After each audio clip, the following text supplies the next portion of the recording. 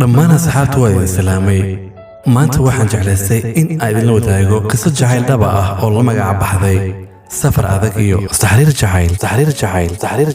waxaa inooga qisoonaya Cabduqaadir Maxamed Faarax Guduri oo ah qofka ay qisada ku dhacday.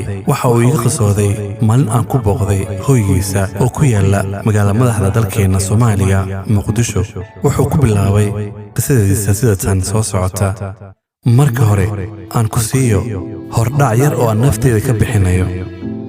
anigu ma ahayn dadka hooyo la jooga ah la yiraahdo ama hooyo baalkeeda laga helo. waxaan ahaa mid socod badan oo meeshuu doono aada. aabbahayga ayaan ka keenay oo sidaa ahaa.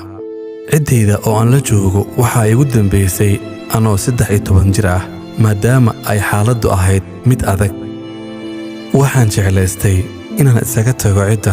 sababta aan uga tagayo oo ahayd cidda oo miyiga gobolka Mudug deganayd, gaar ahaan magaalada xeebeedka Xaradheer.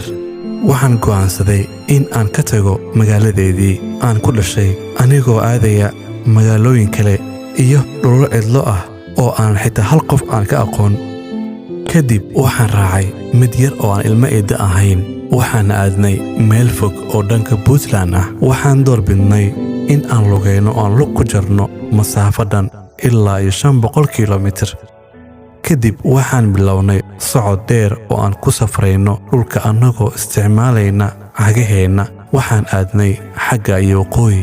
markaan ka fogaanay dhulkii aan naqaanay oo aan ku soo barbaaray oo aan galnay dhul aanan aqoon, lacagtii aan wadanay iyo cunnadiina ay naga dhammaatay, ayaan iska soo horjeesanay.